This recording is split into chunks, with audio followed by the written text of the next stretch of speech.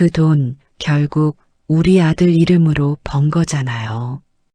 며느리의 차가운 목소리가 귓가를 맴돌았습니다. 평생 모은 돈이 제 손을 떠나 있었습니다. 엄마, 그냥 잠깐 옮겨놓은 거야. 아들의 회피하는 눈빛. 내가 뭘 잘못한 거지? 71년을 살아오며 가장 믿었던 사람들. 그들이 저를 배신하고 있었습니다. 새벽 시장 바닥에서 무릎 꿇고 장사하며 모은 돈. 손에 굳은 살이 박히도록 일하며 아들 하나 키운 세월. 그 끝이 이것이었나 싶었습니다. 하지만 이 이야기는 훨씬 전부터 시작되었습니다. 남편이 세상을 떠난 뒤 저는 어린 아들을 품에 안고 새벽마다 시장으로 나섰습니다. 그날도 기억합니다. 장례를 치르고 3일째 되던 아침이었습니다. 민수는 아직 6살이었습니다. 작은 손으로 제 치마를 꼭 쥐고 울먹이던 아이를 보며 저는 이를 악물었습니다. 울면 안 돼. 이제 내가 버텨야 해. 시장 한 구석에 좌판을 펼쳤습니다. 김밥과 떡볶이, 순대를 팔았습니다. 새벽 4시에 일어나 재료를 준비하고 5시면 자리를 잡았습니다. 겨울 추위에 손이 얼어붙어도 여름 더위에 땀이 비 오듯 흘러도 멈출 수 없었습니다. 손님이 던진 동전 하나하나가 민수의 밥이었고 학비였고 미래였습니다. 민수만 잘 되면 됐어. 그것만. 장사를 하고 허드렛 일을 전전하며 손에 굳은 살이 박였습니다. 식당 설거지, 공장 청소, 전단지 돌리기. 할 수 있는 건 뭐든 했습니다. 밤늦게 집에 돌아오면 민수는 혼자 라면을 끓여 먹고 자고 있었습니다. 어느 날 밤 잠든 아들의 얼굴을 보다가 눈물이 났습니다. 미안하다, 민수야. 엄마가 이것밖에 못 해줘서. 하지만 다음 날 아침이면 또 일어나야 했습니다. 눈물 닦고 웃으며 민수에게 말했습니다. 엄마 다녀올게. 오늘도 힘내자. 민수가 고개를 끄덕였습니다. 아이는 아무 말 없이 알고 있었습니다. 엄마가 얼마나 힘든지. 비 오는 날에도 명절날에도 혼자 밥을 먹으며 아들을 키웠습니다. 추석이나 설날이 오면 더 외로웠습니다. 다른 사람들은 가족과 함께 떡국을 먹고 웃는데 저희는 단둘이 라면에 떡 몇 개 넣어 먹었습니다. 그래도 민수 앞에서는 웃었습니다. 우리 민수 맛있게 먹어라. 엄마도 드세요. 민수가 자기 그릇에서 떡 1개를 건넸습니다. 그 작은 손길이 세상 어떤 위로보다 따뜻했습니다. 이 아이만큼은 잘 키워야 해. 중학교, 고등학교를 거쳐 민수는 무럭무럭 자랐습니다. 공부도 곧잘 했습니다. 선생님이 대학 갈 수 있다고 했을 때 저는 기쁘면서도 막막했습니다. 대학 등록금을 어떻게 마련하지? 하지만 포기할 수 없었습니다. 낮에는 시장 장사, 밤에는 식당 설거지까지 2가지 일을 병행했습니다. 몸은 천근만근이었지만 마음만은 가벼웠습니다. 민수가 대학만 가면 그럼 다 보상받는 거야. 그 세월은 고단했지만 저는 단 한 번도 원망하지 않았습니다. 정말이었습니다. 단 한 번도요. 힘들 땐 힘든 거지 누구를 탓할 일은 아니었습니다. 제가 선택한 길이었고 민수는 제가 세상에서 가장 사랑하는 사람이었으니까요. 민수가 대학에 합격했을 때 저는 그 자리에서 주저앉아 울었습니다. 엄마 합격했어요. 제가 대학 붙었어요. 그래, 그래, 우리 민수 말이 나오지 않았습니다. 그저 아들을 안고 목 놓아 울었습니다. 다 됐다. 이제 다 됐어. 대학 4년도 악착같이 버텼습니다. 등록금, 생활비, 책강. 하나하나가 전쟁이었지만 이제는 끝이 보였습니다. 민수가 취업만 하면 그럼 제 인생도 조금은 숨 쉴 수 있을 것 같았습니다. 그리고 마침내 민수가 졸업하고 취직했습니다. 엄마, 저 회사 다니게 됐어요. 정말이냐? 우리 민수가? 네, 이제 제가 엄마 모실게요. 그 말에 가슴이 뭉클했습니다. 이제 편해지는구나. 하지만 진짜 안도감이 온 건 아들이 결혼 소식을 전했을 때였습니다. 어느 날 저녁 민수가 조심스럽게 말했습니다. 엄마, 저 결혼하려고요. 뭐, 결혼? 네, 소개받은 여자분이 있는데 참 좋은 사람이에요. 민수의 얼굴에 환한 미소가 번졌습니다. 그 순간 저는 알았습니다. 아들이 정말 행복하다는 걸. 그래, 좋다. 엄마가 한번 만나봐야겠구나. 네, 엄마. 곧 데려올게요. 며칠 뒤 며느리가 될 여자를 처음 만났습니다.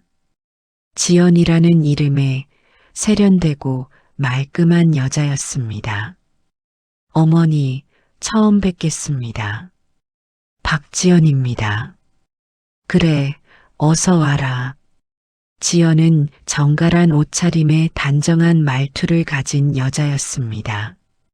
도시에서 자란 티가 났지만 그게 나쁘지 않았습니다. 민수가 좋은 사람 만났구나. 하지만 어딘가 낯선 느낌도 들었습니다. 지연의 눈빛에는 뭐랄까 거리감 같은 게 있었습니다. 예의는 바르지만 진심으로 다가오는 느낌은 아니었습니다. 뭐 처음이니까 그럴 수도 있지. 결혼식 날이 왔습니다. 식장에는 하얀 꽃들이 가득했습니다. 민수가 턱시도를 입고 서 있었고 지연이 웨딩드레스를 입고 걸어 들어왔습니다. 하얀 꽃길을 걷는 두 사람을 보며 저는 가만히 속삭였습니다. 이제 다 됐다. 평생의 짐을 내려놓는 기분이었습니다. 아들이 이제 제 품을 떠나 자기 가정을 꾸리는 것.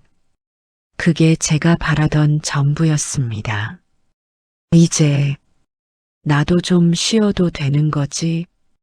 눈가에 눈물이 맺혔습니다. 기쁨의 눈물이었습니다. 하지만 그 속엔 알 수 없는 서글픔도 섞여 있었습니다. 식이 끝나고 민수 부부는 신혼여행을 떠났습니다. 저는 혼자 집으로 돌아왔습니다. 텅 빈 집, 어느새 익숙해진 고요함. 이제 정말 혼자구나.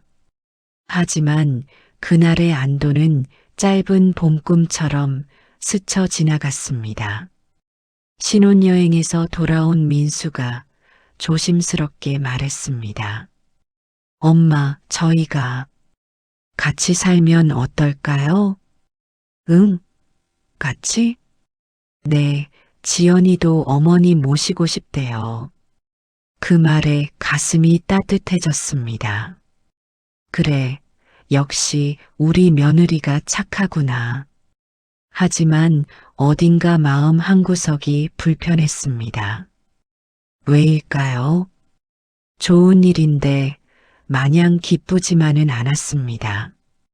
혹시 내가 짐이 되는 건 아닐까? 그래도 아들의 제안을 거절할 수 없었습니다. 함께 사는 것, 그게 가족이니까요. 그렇게 저는 아들 부부와 한 집에서 살게 되었습니다. 손자 하율이도 태어났습니다. 처음엔 모든 게 행복했습니다. 하지만 시간이 지나면서 무언가 조금씩 어긋나기 시작했습니다. 지연의 표정이 굳어지고 민수의 눈빛이 흔들리고 저는 점점 더 작아졌습니다. 그녀의 인생은 여전히 사랑과 외로움 사이를 걸었습니다. 결혼 초 집안은 잠시 따뜻했습니다. 손자 하율이가 태어나고 100일 잔치를 치르던 날, 저는 진심으로 행복했습니다. 작은 한복을 입은 하율이를 안고 사진을 찍을 때 민수와 지연도 환하게 웃었습니다. 어머니 고생 많으셨어요. 덕분에 잘 키웠어요. 지연이 그렇게 말했습니다. 공손한 목소리였습니다. 아니다, 뭘. 다들 수고했지. 어머니가 계셔서 저희가 편해요. 정말 감사해요. 그 말이 진심처럼 들렸습니다. 며느리 지연은 공손했고 말도 예쁘게 했습니다. 역시 우리 며느리 착해. 아들 민수는 어머니의 손을 자주 잡았습니다. 퇴근하고 돌아오면 제일 먼저 제 방에 들러 안부를 물었습니다. 엄마, 오늘 괜찮으셨어요? 그럼 손자보는 재미에 산다. 힘드시면 말씀하세요. 제가 도와드릴게요. 민수의 손이 따뜻했습니다. 그 온기가 평생의 고생을 다 씻어주는 것 같았습니다. 이제 정말 행복한 거구나. 아침이면 함께 식탁에 둘러앉아 밥을 먹었습니다. 제가 끓인 된장찌개를 민수가 맛있게 먹었고 지연도 어머니 손맛이 최고예요 하며 웃었습니다. 하율이가 할머니 하고 달려와 안길 때면 세상을 다 가진 기분이었습니다. 그러나 시간이 지날수록 공기는 변했습니다. 처음엔 아주 작은 것들이었습니다. 어느 날 거실 소파가 바뀌어 있었습니다. 오래된 소파였지만 저는 그 소파가 편했습니다. 남편과 함께 샀던 소파였거든요. 지연아, 소파를 바꿨구나? 네, 어머니. 너무 낡아서요. 새 개 더 좋죠? 그래. 좋네. 물어보지도 않고 며칠 뒤에는 부엌 그릇들이 다 바뀌어 있었습니다. 제가 수십 년 쓰던 그릇들이 사라지고 새하얀 도자기 그릇들이 놓여 있었습니다. 옛날 그릇들은 어디 갔냐? 버렸어요. 너무 오래돼서 지저분하더라고요. 지연이 태연하게 말했습니다. 내 물건인데 버렸다고? 하지만 뭐라 할 수 없었습니다. 며느리 집이기도 했으니까요. 참자. 이런 걸로 싸우면 안 돼. 밥상 위 대화는 줄고 눈빛엔 불편함이 스며들었습니다. 저녁 식사 시간이 점점 조용해졌습니다. 예전엔 민수가 회사 이야기도 하고 지연이, 하율이 이야기도 했는데 어느새 모두 핸드폰만 보거나 말없이 밥을 먹었습니다. 제가 말을 꺼내면 대답이 짧아졌습니다. 민수야, 오늘 회사는 어땠니? 네, 그냥 그랬어요. 그래. 지연아, 하율이 유치원은 잘 다니냐? 네, 잘 다녀요. 그렇구나. 더 이상 대화가 이어지지 않았습니다. 어색한 침묵만 흘렀습니다. 내가 뭔가 잘못하고 있는 건가? 지연은 슬며시 집안의 물건들을 바꾸고 생활비 이야기를 꺼낼 때마다 뭔가 이상한 말을 했습니다. 어느 날 거실에서 지연이 가계부를 펴놓고 민수와 이야기하고 있었습니다. 저는 부엌에서 설거지를 하고 있었는데 그들의 목소리가 들렸습니다. 당신, 우리 생활비 너무 빠듯해요. 이렇게는 못 살아요. 그래도 어쩌겠어. 나도 최선을 다하고 있는데. 최선이요? 이건 새 식구가 아니라 내 식구 생활비예요. 계산 좀 해봐요. 내 식구, 나 때문이라는 거네. 이제 어머니도 독립하셔야죠. 계속 이렇게 모시고 살 수는 없잖아요. 지연이 미소 지으며 말했습니다. 그 미소가 섬뜩했습니다. 독립이라니, 그게 무슨 말이야? 민수의 목소리가 낮아졌습니다. 따로 사시는 거요.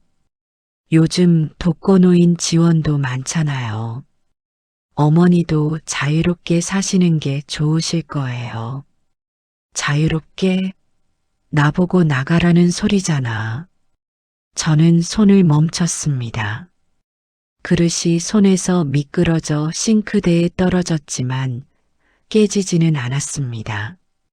이게 진짜 내 집 맞나?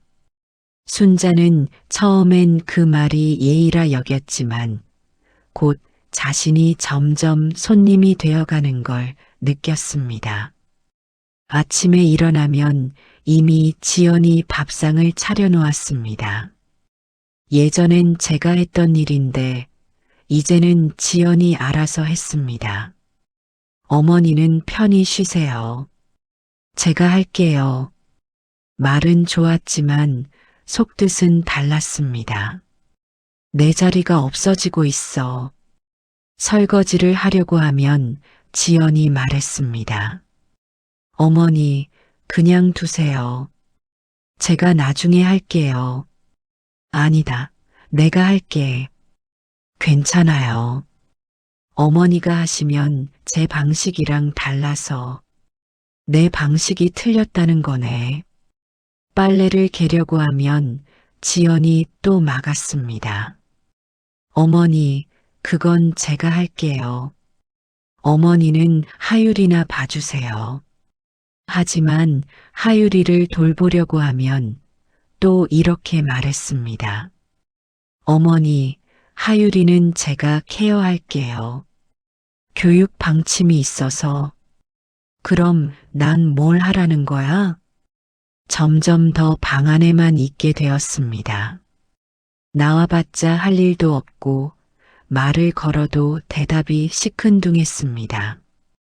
이게 손님이지 가족이 아니지. 어느 날 손자의 생일상을 차리던 그녀는 듣고 말았습니다. 하율이가 5살이 되던 날이었습니다. 저는 아침부터 부엌에서 미역국을 끓이고 아이가 좋아하는 잡채를 만들었습니다. 손자 생일인데 이 정도는 해줘야지. 오후가 되자 지연의 친구들이 찾아왔습니다. 젊은 엄마들 서너 명이 거실에 앉아 수다를 떨었습니다. 저는 부엌에서 과일을 깎으며 그들의 이야기를 들었습니다. 와, 집 진짜 넓다. 부러워. 그렇죠? 그런데 솔직히 좀 불편해요. 지연의 목소리였습니다. 왜? 무슨 일 있어? 솔직히 시어머니랑 같이 사는 건 너무 힘들어. 그 순간 손이 멈췄습니다. 과도가 손가락을 스쳤지만 아프지 않았습니다. 아, 맞다. 시어머니 계시지? 네. 뭐 하나 내 맘대로 못해요.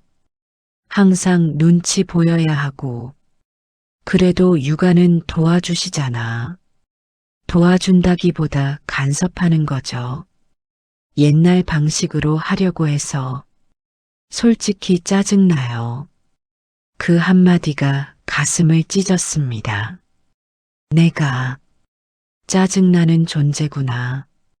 그럼 따로 살면 되잖아. 그러고 싶죠. 근데 당장은 경제적으로 어려워서. 아, 돈 문제구나. 네. 그것만 해결되면 바로 내보낼 건데. 내보낸다. 나를 과일 접시를 들고 거실로 나갔습니다. 제 손이 떨리고 있었습니다. 드세요. 아, 어머니. 감사합니다. 지연이 환하게 웃었습니다. 방금 전 그 말을 한 사람 같지 않게. 이 웃음이 다 거짓이었구나. 그날 이후 순자는 말수가 줄고 밤마다 멍하니 창밖을 바라보았습니다. 더 이상 먼저 말을 걸지 않았습니다. 아침 인사도 짧게 했고 식사 시간에도 조용히 밥만 먹었습니다. 엄마, 괜찮으세요? 민수가 가끔 물었지만 저는 고개만 끄덕였습니다. 응, 괜찮다. 괜찮을 리 없지. 하지만 말해봤자 뭐가 달라지겠어. 밤이면 창가에 앉아 어두운 하늘을 바라봤습니다. 별도 보이지 않는 도시의 밤. 그저 칠흑 같은 어둠만 펼쳐져 있었습니다. 내가 뭘 잘못한 걸까? 평생 아들 하나 키우느라 모든 걸 바쳤는데 이게 끝인가? 손자 하유리가 가끔 제 방문을 두드렸습니다. 할머니, 같이 놀자. 그래, 우리 하유리. 하지만 곧 지연의 목소리가 들렸습니다. 하유라, 할머니 쉬시니까 나와. 엄마, 나 할머니랑 놀고 싶은데. 안 돼. 빨리 나와. 하유리가 아쉬운 얼굴로 방을 나갔습니다. 그 뒷모습을 보며 가슴이 무너졌습니다. 손자마저 멀어지고 있어. 평화라 믿었던 집은 이미 금이 간 유리잔처럼 깨지기 시작하고 있었습니다. 어느 날 저녁 화장실에서 나오다가 민수와 지연의 대화를 또 듣게 되었습니다. 당신 언제까지 어머니 모시고 살 거예요? 그게 쉬운 문제가 아니잖아. 쉬운 문제예요. 그냥 독립시키면 돼요. 요양원도 있고 복지관도 있잖아요.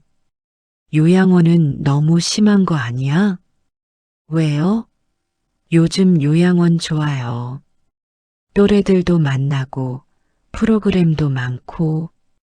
요양원, 나를 거기 보내려고? 다리에 힘이 풀렸습니다. 벽에 기댄 채 숨을 참았습니다. 생각해 볼게. 민수의 목소리가 들렸습니다. 거절이 아니라 생각해 볼게라는 대답. 이 녀석도 결국 그쪽이구나. 그날 밤 잠이 오지 않았습니다. 천장을 보며 생각했습니다. 내 인생이 이렇게 끝나는 건가? 평생을 바쳤는데 이게 끝인가. 눈물이 흘렀지만 소리내어 울 수는 없었습니다. 옆방에 들릴까봐, 또 폐를 끼칠까봐. 참아야지. 조금만 더 참으면 나아질 거야. 하지만 그건 착각이었습니다. 상황은 나아지지 않았습니다. 오히려 더 나빠지기만 했습니다. 며느리 지연은 점점 집안의 주인이 되어갔습니다. 처음엔 작은 것들이었습니다. 장을 보러 갈 때 지연이 말했습니다. 어머니, 이제 제가 장 볼게요. 어머니는 편히 쉬세요. 아니다. 내가 할 수 있어. 아니에요. 제가 온라인으로 주문하면 더 싸요. 어머니는 비싸게 사오시잖아요. 비싸게 산다고? 난 평생 싸게 사느라. 하지만 말을 삼켰습니다. 싸우기 싫었습니다. 생활비 통장은 그녀의 손에 들어갔습니다. 어느 날 민수가 조심스럽게 말했습니다. 엄마, 생활비 통장 지연이한테 맡기려고요. 왜? 지금까지 내가 관리했잖니. 그게 지연이가 온라인 쇼핑몰 하잖아요. 자금 관리 잘하니까. 엄마도 편하실 거예요. 이것저것 신경 안 쓰셔도 되고. 편하긴. 내 손에서 돈을 빼앗아 가는 거지. 하지만 거절할 수 없었습니다. 아들이 원하는 일인데. 알았다. 통장을 건넸습니다. 그 순간 뭔가 중요한 걸 잃은 기분이었습니다. 이제 내 손엔 아무것도 없네. 며칠 뒤 전세 계약서까지 그녀의 이름으로 바뀌었습니다. 이사를 간다고 했습니다. 지금 사는 집에서 조금 더 넓은 곳으로 옮긴다고.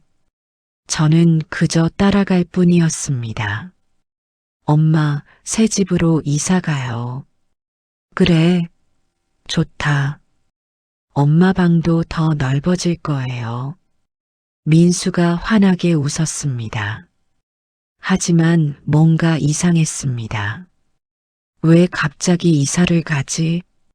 이사하는 날 짐을 정리하다가 순자는 우연히 서류를 보게 되었습니다.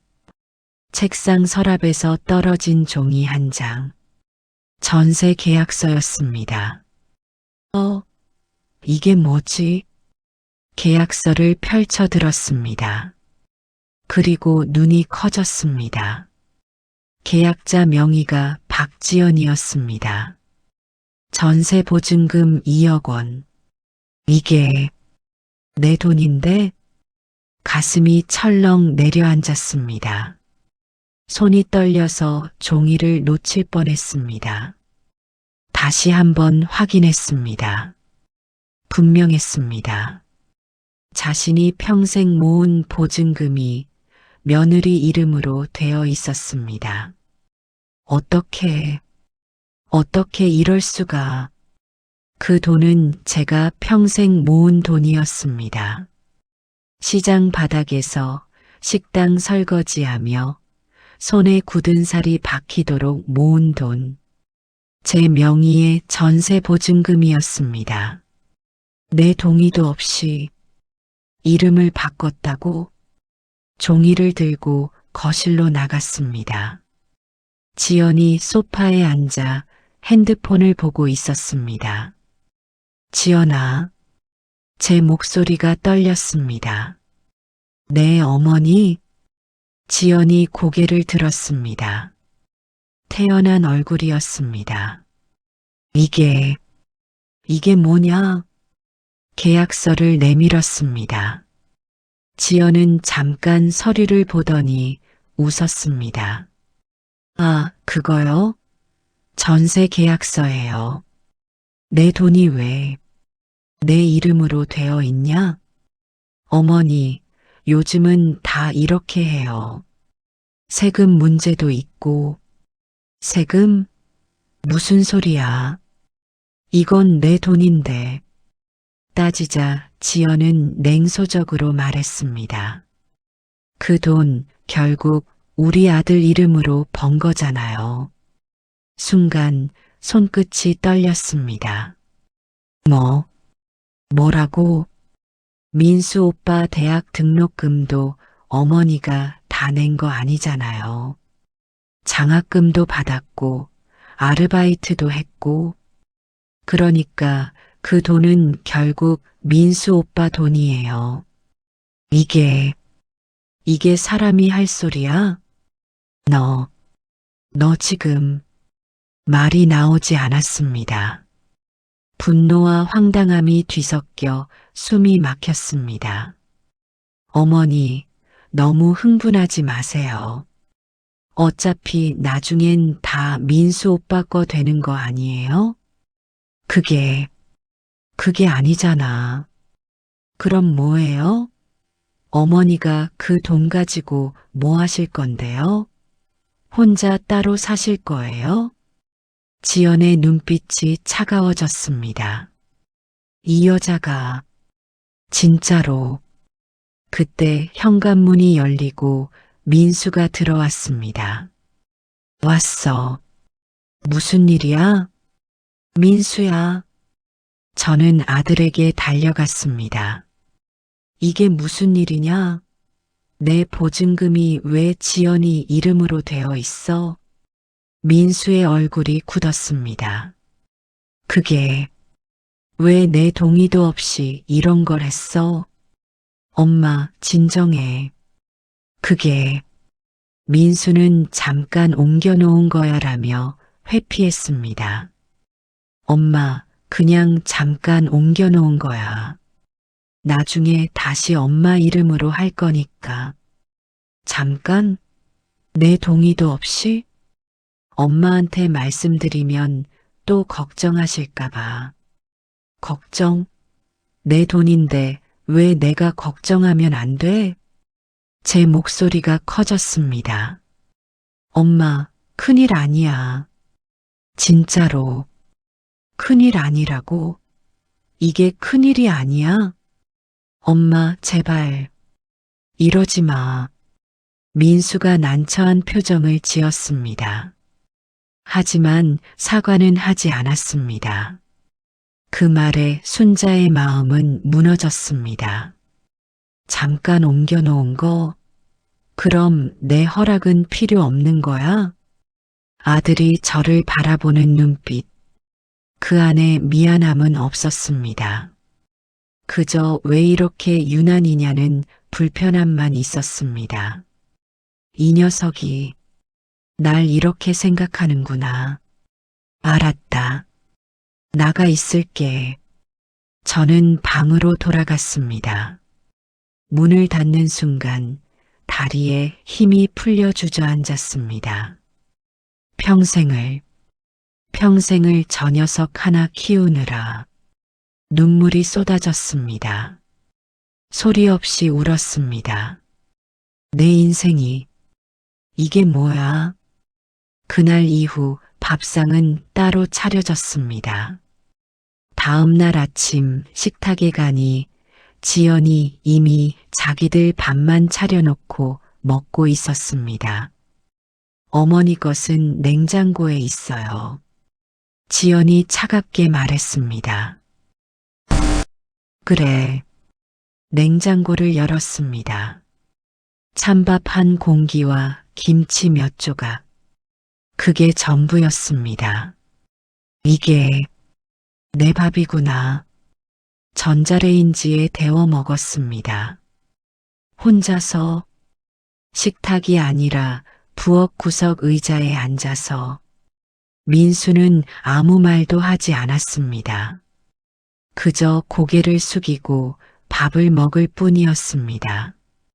이 녀석도 날 버린 거야. 점심도 저녁도 혼자 먹었습니다. 며칠이 지나자 아예 따로 식사 준비를 하지 않았습니다. 제가 알아서 챙겨 먹어야 했습니다. 이게 가족이야? 이게 손주는 멀어졌습니다. 하율이가 제 방문을 두드렸습니다. 할머니, 나 들어가도 돼?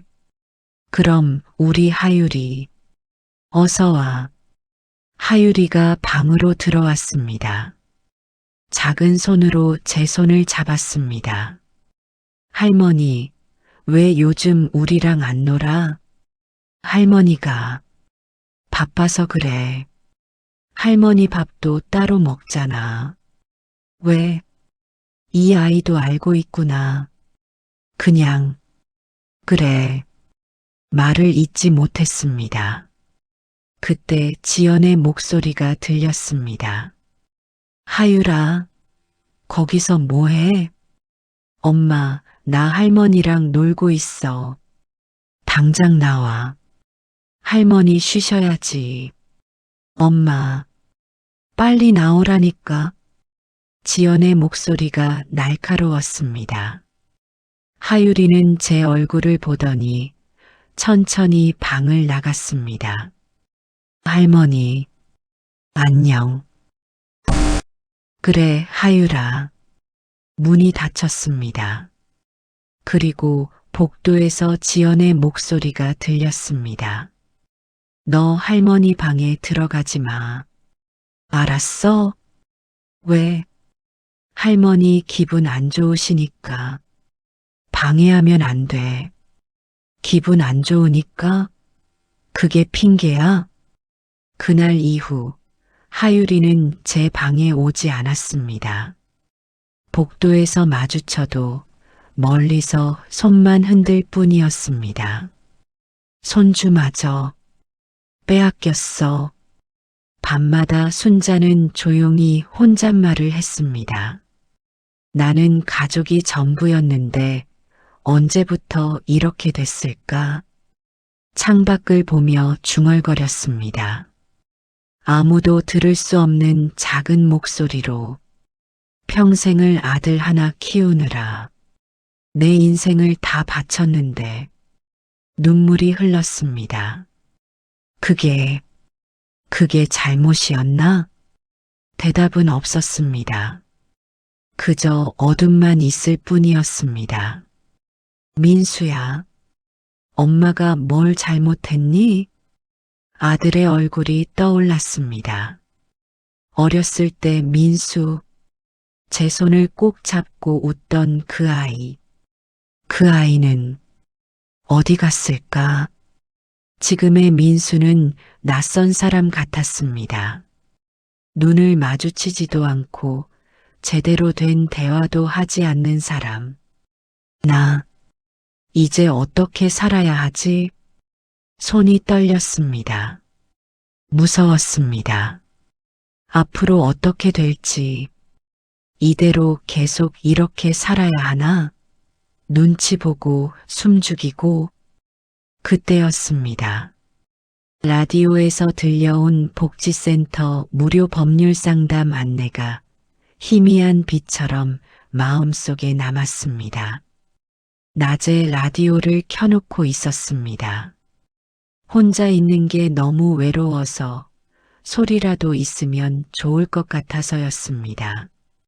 뉴스가 끝나고 광고가 나왔습니다. 어르신 여러분, 법률 문제로 고민하고 계신가요? 복지센터에서 무료 법률 상담을 진행합니다. 재산 문제, 가족 문제 등 무엇이든 상담해 드립니다. 매주 화요일, 목요일 오전 10시부터 법률 상담? 귀가 번쩍 뜨였습니다. 내 보증금, 그게 불법 아닐까? 하지만 곧 고개를 저었습니다. 아니야.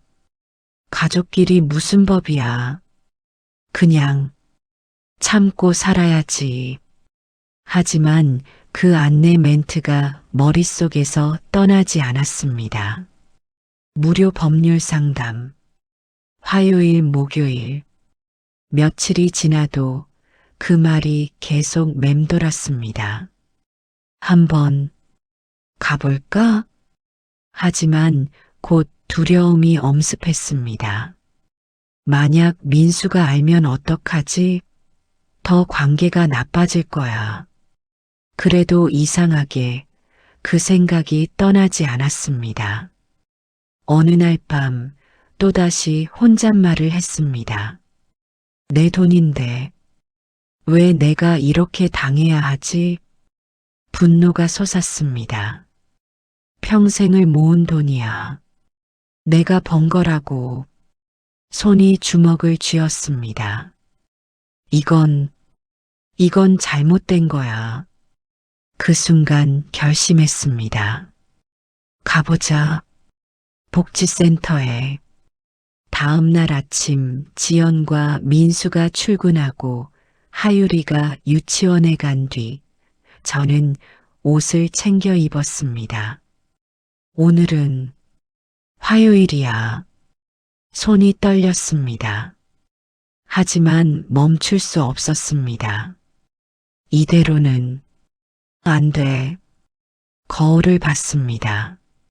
초췌한 얼굴, 깊어진 주름. 하지만 눈빛만은 살아 있었습니다. 이제 참지 않을 거야. 가방에서 오래된 통장과 서류들을 꺼냈습니다. 전세 계약서 사본도 있었습니다.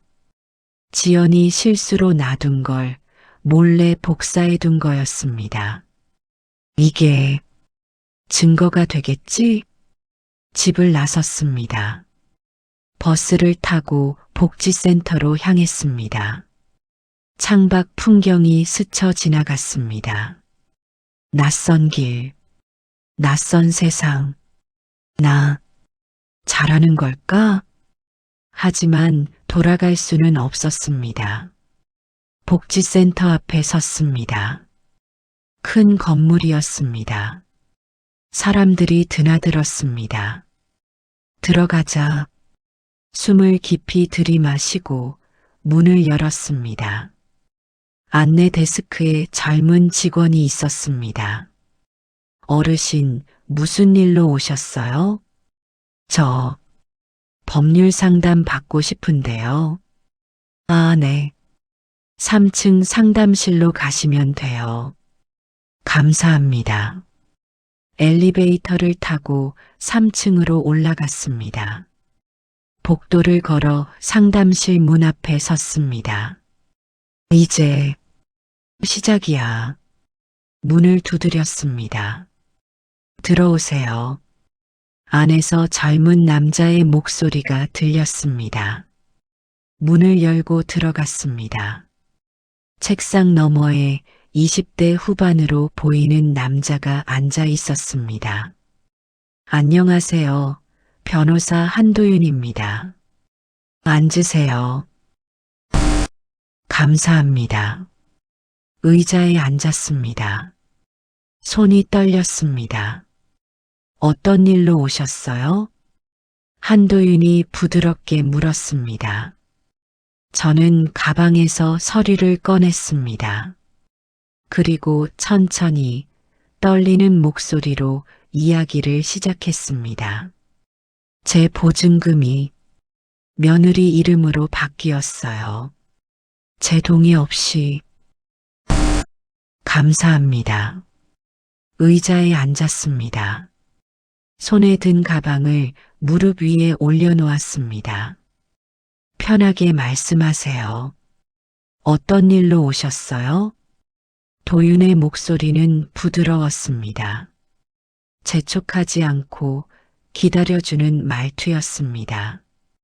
이 사람은 다른 것 같아. 제 보증금이요. 떨리는 목소리로 이야기를 시작했습니다. 며느리가 제 동의 없이 명의를 바꿨어요. 제 돈인데. 말을 하다가 목이 메었습니다. 천천히 하세요. 괜찮습니다. 도윤이 물 한 잔을 건넸습니다. 물을 한 모금 마시고 다시 말을 이었습니다. 평생 모은 돈이에요. 시장에서 장사하고 설거지하고 그렇게 모은 건데 눈물이 났습니다. 참으려 했지만 멈출 수 없었습니다. 괜찮습니다. 우시면서 말씀하셔도 돼요. 도윤이 티슈를 건넸습니다. 그의 눈빛엔 진심 어린 걱정이 담겨 있었습니다. 가방에서 서류를 꺼냈습니다. 전세 계약서, 통장 사본, 메모들. 준비해온 것들을 책상 위에 펼쳤습니다. 그녀의 서류를 찬찬히 살펴보더니 곧 얼굴을 굳혔습니다. 한 장, 두 장. 도윤이 서류를 넘기며 읽었습니다. 그의 표정이 점점 심각해졌습니다. 어머님, 이건... 도윤이 말을 멈췄습니다. 계약서를 다시 확인했습니다. 명의 변경 서류에 어머님 서명이 있어야 하는데 이게... 그의 손가락이 서류의 한 부분을 가리켰습니다. 이 서명, 어머님 거 맞으세요? 서류를 자세히 봤습니다. 제 이름 옆에 서명이 있었습니다. 하지만 그건 제 글씨가 아니었습니다. 아니에요. 이건 제가 쓴 게 아니에요. 확실하세요? 네. 전 이렇게 안 써요. 보세요, 이자자. 전 이렇게 안 써요. 도윤이 고개를 끄덕였습니다. 그리고 단호하게 말했습니다. 이건 불법입니다. 명의 변경엔 본인 동의가 필수예요. 그 단호한 한마디는 순자의 굳은 가슴을 갈라놓는 듯 했습니다. 불법이라고? 정말요? 네. 명의 변경은 반드시 본인의 동의와 서명이 있어야 합니다. 이건 명백한 문서 위조예요. 그럼 제가 잘못한 게 아니라는 거죠? 당연합니다. 어머님은 피해자세요. 그 말에 눈물이 쏟아졌습니다. 누구도 자기 편이 아니라고 믿었던 세월 속에서 처음으로 누군가 그녀의 억울함을 말해 주었습니다. 저는 그냥 제가 뭘 잘못한 줄 알았어요. 아니에요. 잘못한 건 어머님이 아니에요. 며느리가, 아들이, 다들 제가 이상하다고. 어머님, 이건 명백한 범죄입니다. 어머님이 이상한 게 아니라 그분들이 잘못한 겁니다. 도윤의 목소리는 단호하면서도 따뜻했습니다. 나 잘못하지 않았어. 그 깨달음이 가슴에 퍼졌습니다. 이제 어떻게 해야 하죠? 일단 조사를 진행해야 합니다. 제가 구청에 연락해서 명의 변경 과정을 확인하겠습니다. 그리고 필요하면 경찰 신고도 고려해야 해요. 경찰이요? 네. 문서 위조는 형사 사건입니다. 경찰까지 가야 하나? 두려웠습니다. 하지만 동시에 이제는 멈출 수 없다는 걸 알았습니다. 하겠습니다. 뭐든 하겠어요. 용기 내주셔서 감사합니다. 제가 도와드릴게요. 도윤이 힘주어 말했습니다. 조사가 시작되자 지연의 문서 조작이 드러났습니다. 일주일 뒤 도윤에게서 연락이 왔습니다. 어머님, 구청 조사 결과가 나왔습니다. 명의 변경 서류의 서명이 위조된 게 확인됐어요. 정말요? 네. 필적 감정 결과 어머님 서명이 아닌 게 명백합니다. 그리고 며느님 통장으로 보증금이 이체된 기록도 찾았어요. 증거가 있구나. 이제 어떻게 되는 건가요? 가족끼리 합의하시거나 법적 절차를 밟으셔야 합니다. 어떻게 하시겠어요? 일단 아들한테 말해봐야겠어요. 그게 좋겠습니다. 제가 동행할까요? 아니요. 혼자 할게요. 이건 내가 해야 해. 그날 저녁 집으로 돌아왔습니다. 민수와 지연이 거실에 있었습니다. 저녁 식사를 막 끝낸 듯 했습니다. 민수야, 지연아. 앉아라. 할 말이 있다. 두 사람이 놀란 표정으로 저를 봤습니다. 제가 먼저 말을 꺼낸 게 오랜만이었으니까요. 엄마, 무슨 일이세요? 이거 봐라. 가방에서 서류를 꺼내 식탁 위에 놓았습니다. 구청에서 받은 조사 결과서였습니다. 민수는 믿기 힘들다는 듯 서류를 부여잡았습니다. 이게 뭐예요? 읽어봐.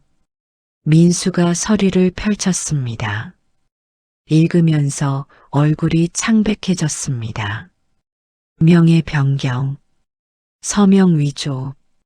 이게 지연이가 내 서명을 위조했어. 내 돈을 훔쳐간 거야. 지연의 얼굴이 굳었습니다. 훔쳐갔다니요? 그건 우리 가족 돈이잖아요. 지연은 끝까지 합리화를 했습니다. 어머니, 그 돈은 어차피 나중에 민수 오빠 거 될 거예요. 미리 정리한 것뿐이에요. 그게 내 마음대로 할 일이냐? 마음대로요? 우리가 어머니 모시고 사는데 당연한 거 아니에요? 모시고 산다고? 너희가 날 뭘로 봤는데? 제 목소리가 떨렸습니다. 손님도 아니고 가족도 아니고 그냥 귀찮은 짐이었지? 그런 뜻이 아니었어요. 그럼 뭔데? 내 밥을 따로 차려주고 손주를 못 보게 하고 내 돈을 훔쳐가는 게 가족이냐? 지연이 입을 다물었습니다. 민수는 침묵 속에서 무너졌습니다. 엄마, 저는 몰랐어요. 민수의 목소리가 떨렸습니다. 몰랐다고? 내가 잠깐 옮겨놓은 거라고 했잖아. 저는 정말 잠깐인 줄 알았어요. 지연이가 서류 처리한다고 해서 서류 처리? 위조라는 거 알면서? 아니요. 저는 정말 몰랐어요. 민수가 지연을 바라봤습니다. 지연아, 이게 대체 무슨 짓이야? 무슨 짓이라니요? 우리 미래를 위한 거였어요. 서명을 위조했어? 정말? 그게 중요해요? 어차피 우리 돈인데. 우리 돈이 아니야. 엄마 돈이라고. 민수가 소리쳤습니다. 그리고 주저앉았습니다. 엄마, 죄송해요. 제가 너무 한심했어요. 민수의 눈에서 눈물이 떨어졌습니다. 저는 그냥 평화롭게 살고 싶었어요.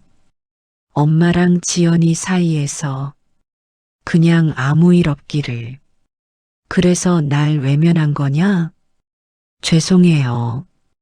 정말 죄송해요. 모든 사실이 밝혀진 순간 순자는 조용히 말했습니다.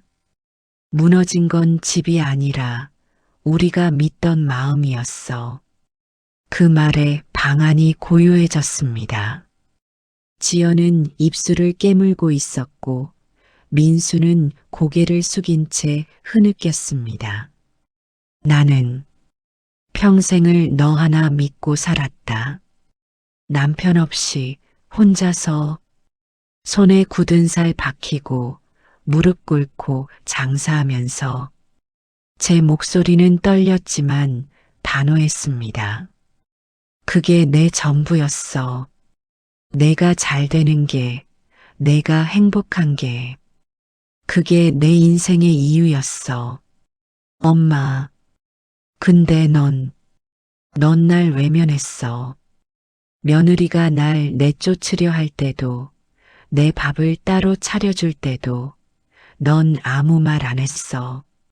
민수가 고개를 들었습니다. 눈이 빨갛게 부어 있었습니다. 그리고 이제 내 돈까지 빼앗으려 했지. 엄마, 저는 됐다. 이제 됐어. 저는 돌아섰습니다. 내일부터 난 내 인생을 살 거다. 너희 눈치 안 보고. 엄마, 가지 마세요. 민수가 제 팔을 잡았습니다. 제가 잘못했어요. 다 제 잘못이에요. 제발, 나라. 엄마, 이제 나달라고. 팔을 빼내고 방으로 들어갔습니다. 문을 닫는 순간 바깥에서 민수의 울음소리가 들렸습니다. 이제 시작이야.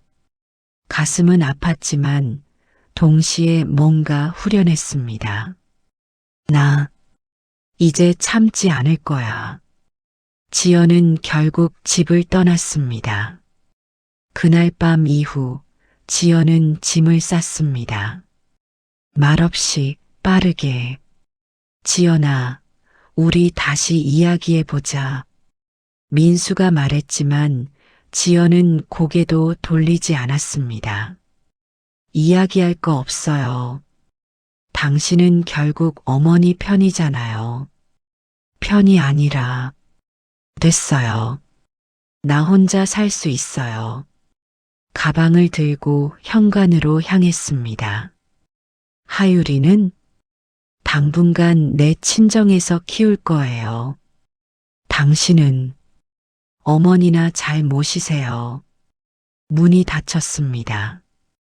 그리고 다시는 열리지 않았습니다. 민수는 홀로 남았습니다. 텅 빈 집, 아내도 없고 아들도 없는 집. 민수는 매일 회사에서 돌아와 혼자 라면을 끓여 먹었습니다. 예전에 어머니가 그랬던 것처럼 이게 엄마가 느낀 외로움이었구나.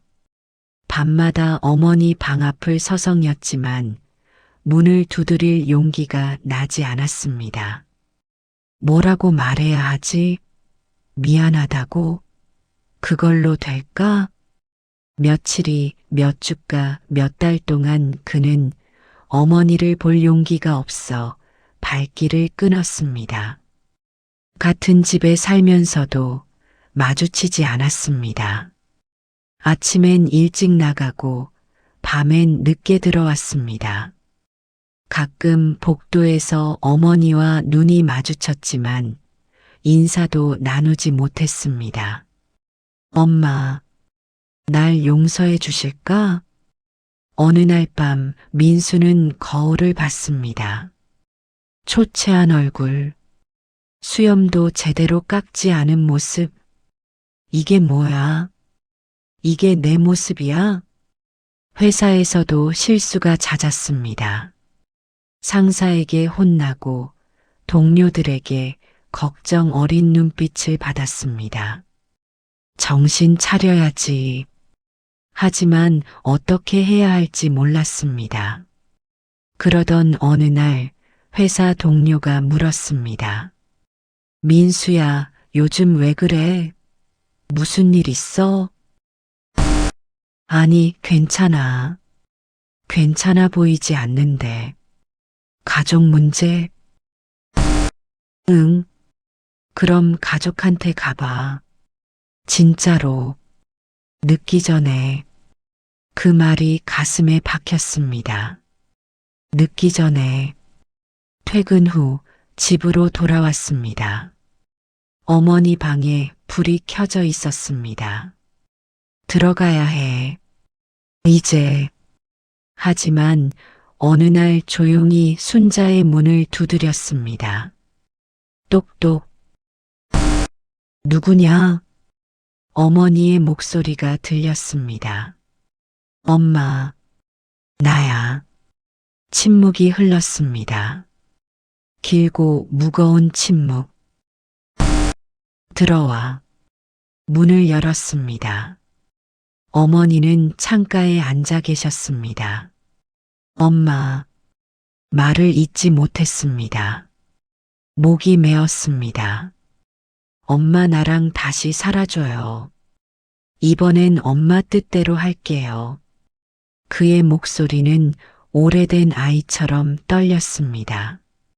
나 잘못했어. 정말 잘못했어. 무릎을 꿇었습니다. 어머니 앞에 엄마가 날 키울 때 얼마나 힘들었는지 이제야 알 것 같아. 혼자 밥 먹고 혼자 자고 그게 얼마나 외로운지 눈물이 떨어졌습니다. 나 겁쟁이였어. 지연이 눈치 보느라 평화 지키느라 정작 지켜야 할 사람을 외면했어. 그래.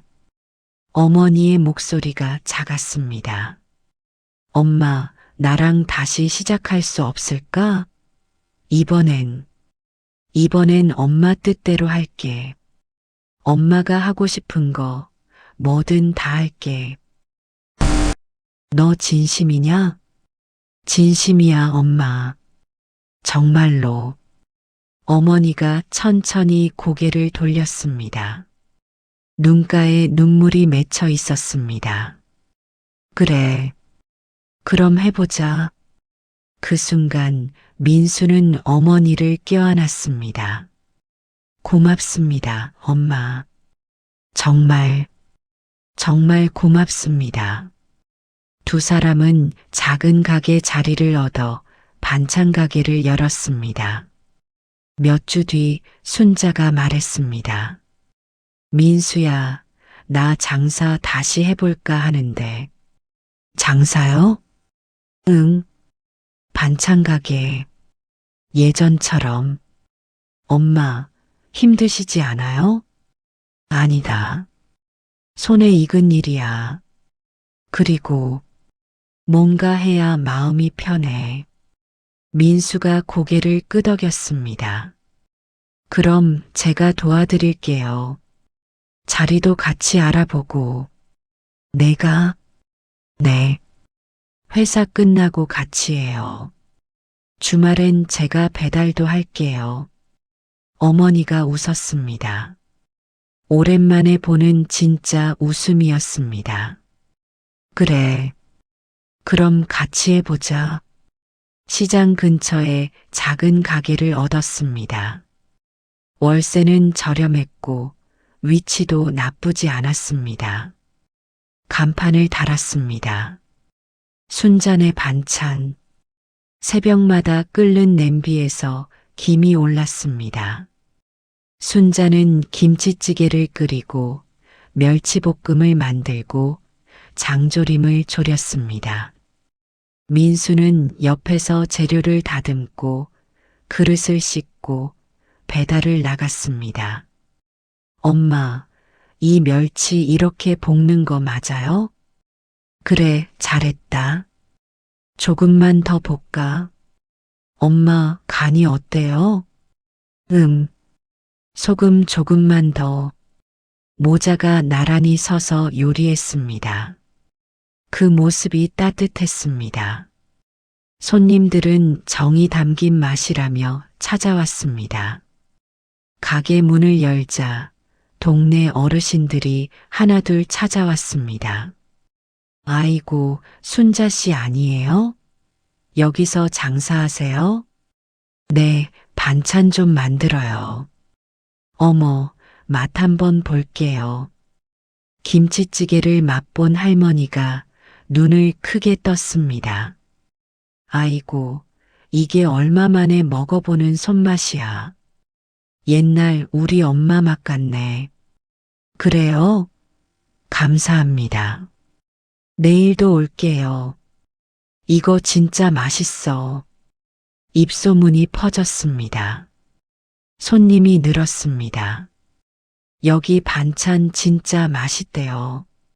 정성이 담긴 맛이에요. 조미료 안 넣고 만든다며요? 순자는 웃으며 손님들을 맞았습니다. 이거야. 이게 내가 좋아하던 일이지. 손자도 가끔 들러 할머니 반찬 제일 맛있어. 라고 말하곤 했습니다. 어느 주말 하율이가 찾아왔습니다. 할머니, 어머, 우리 하율이. 순자가 손자를 안았습니다. 할머니, 여기서 뭐해? 반찬 만들어. 먹어볼래? 응. 김치찌개 한 그릇을 떠주었습니다. 하율이가 한 숟갈 떠먹더니 눈을 반짝였습니다. 와, 할머니 반찬 제일 맛있어. 그래, 더 먹어.